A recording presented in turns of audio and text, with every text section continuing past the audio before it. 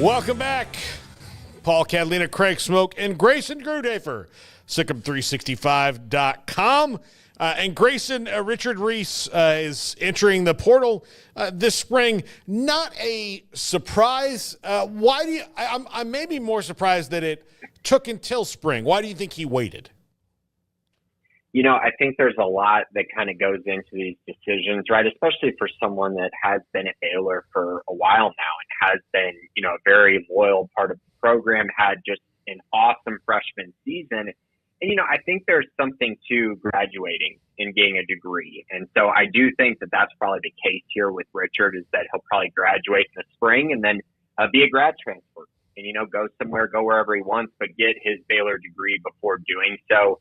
I hope that's the case, and that's what I believe to be the case. And if so, I mean, that's great for him, you know, to finish out that Baylor degree and then go find a place where he's going to, you know, get utilized and get a chance to really excel. Because I think it was pretty clear, you know, going into this spring and off season period, you know, you got Bryson Washington, you got Dawson Pendergrass, but also you brought in two really, really talented freshmen in Cade Knighton and Michael Turner. And I just think there's a lot of competition there, a lot of really good players. And I think this makes a lot of sense for Richard, but hopefully he does get his degree first. And if so, I mean, that's just an awesome thing for him.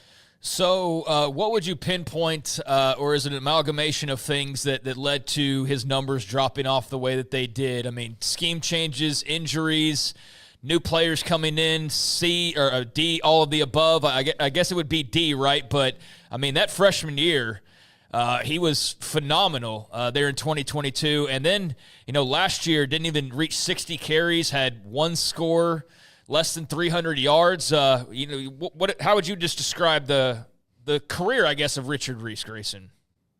So two separate phases here, or really three, honestly. So that first year, that freshman year, I know that everyone talks about how disappointing that year was, and it truly was. And there were just a lot of little things that went wrong that just kept that team from, you know, being good and really actually having a good year. I mean, you change a couple plays here and there, and you're looking at a much different season, whether it's, you know, the BYU game or the night game against West Virginia or the TCU game where they should have won at the end but just couldn't.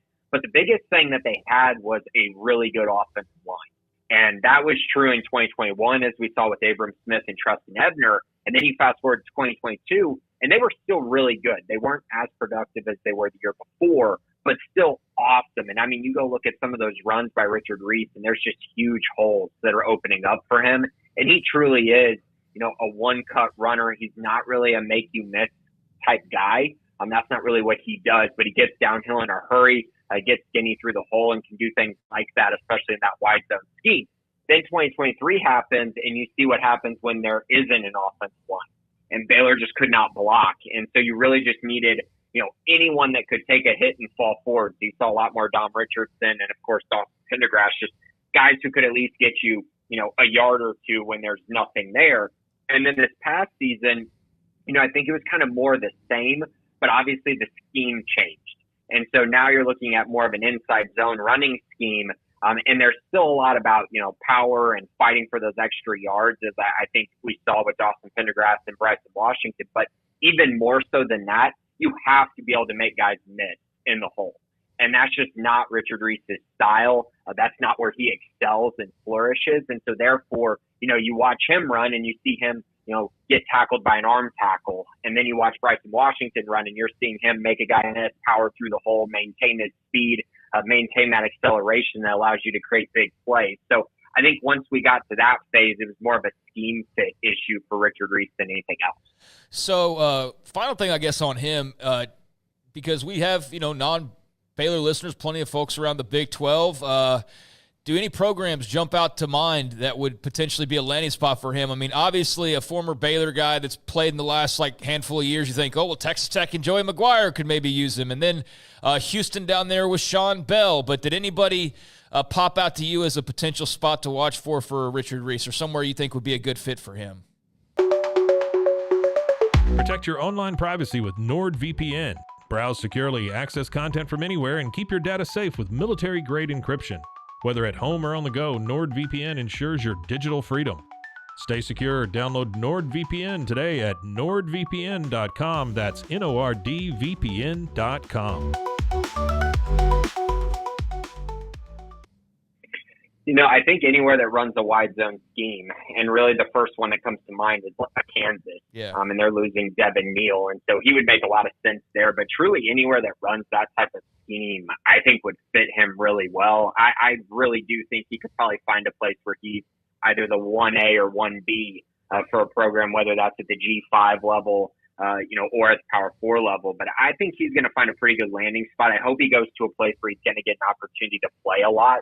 Because I do think he's a really talented player, but I just think his skill set really it's tailor-made for a specific scheme. And if it's not in that scheme, I do think he would struggle. Yeah, I really did think he would, just because he was kind of good at a couple different things, maybe work well in the scheme that Baylor's running right now. But the two guys they have are fits that I didn't really – it kind of flipped on me. I thought it would be better for Richard Reese and then maybe tougher for Dawson Pendergrass, but it's the exact opposite of that. Like Washington and Pendergrass, perfect for this, and Richard Reese not. That surprised me a little bit.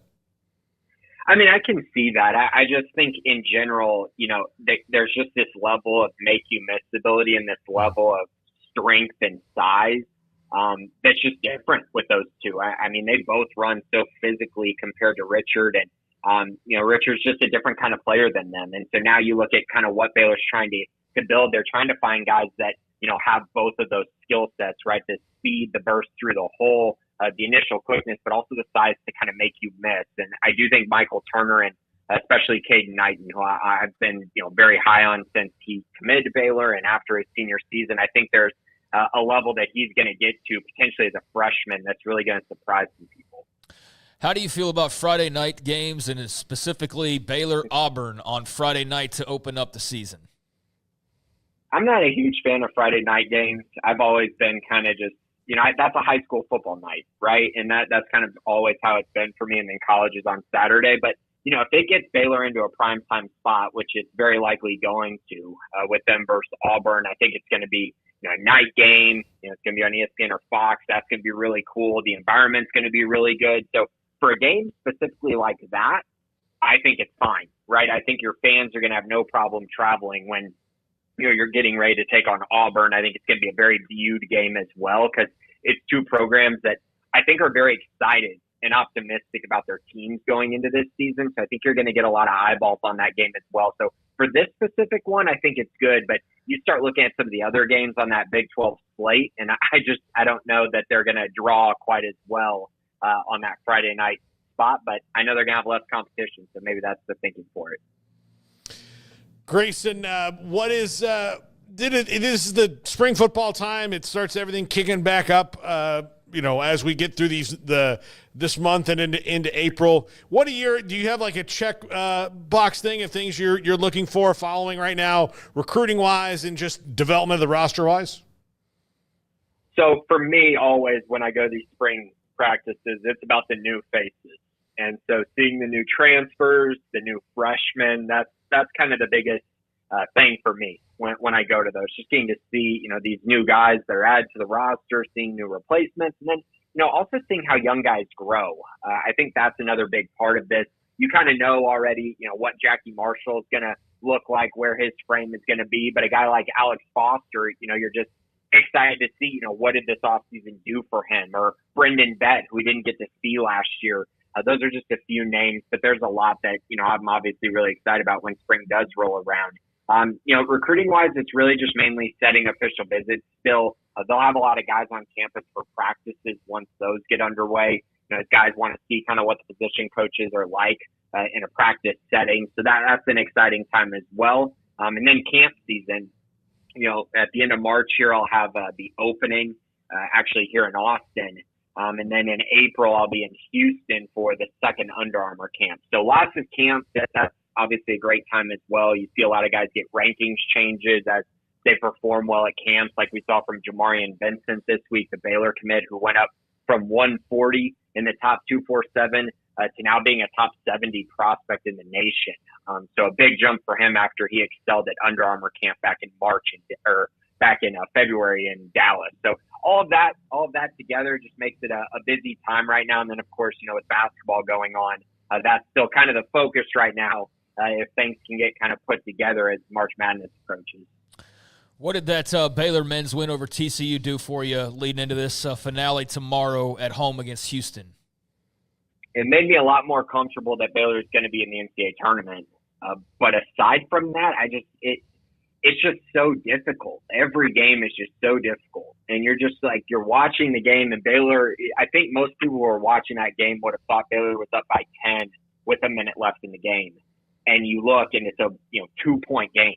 And it's just one of those things where just nothing has been easy really for this Baylor team all year. It's a good win. It's on the road against your rival. I understand all that, but TCU's not a tournament team, so still not a great team, a team that when you're playing pretty well, you should be able to handle. And instead it ends up coming down to 2 Rob Wright free throws in order for you to really kind of just seal the deal after giving up that 13-2 run at the end there. So going into this Houston game, I'm sitting back. Maybe Baylor has their best performance of the year. Maybe they catch Houston sleeping in this final game of the year since they've already wrapped up the conference championship. Maybe that stuff happens. I think that would be great because if Baylor gets this win, now you might be looking at Baylor climbing up to the 8th seed line, honestly, if they can get this done. Because right now, Bracket Matrix has them as a 9 seed. They moved up a level after beating TCU, which should put them comfortably in regardless of what happens in this game and the Big 12 tournament. It would take a lot, really. It would take a ton of chaos for them to get left out at this point. But now it's kind of about seeding. How many more wins can you get? How solidified can you get in that 8 or 9 seed region? And if you win a bunch of games, maybe you find yourself at the 7th seed. But I kind of doubt that at this point. I pretty much am counting on Baylor probably being an 8, 9, or 10 at the moment. It is a relief that there's nothing that they have to do in the Big 12 tournament to make it in. I mean, again, that would just be for seeding. But Grayson, historically, Kansas City's just not the place they like to be, I guess. Not at all. They have really struggled at the Big 12 tournament. You're right. I mean, if they had lost that TCU game and then lost this game to Houston, I think they probably would have had to win 2 games in Kansas City in order to get in.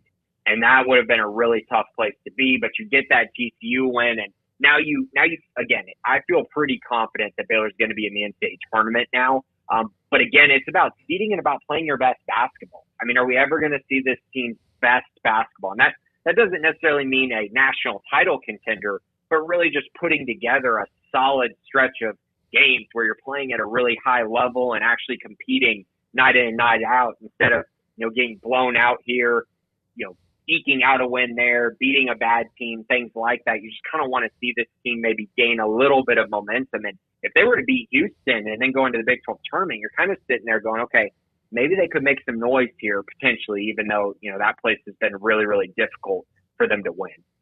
Grayson Grundhoefer, Sic'Em365.com. Grayson, thanks a lot. We'll talk to you next week. Thanks, guys. Appreciate it.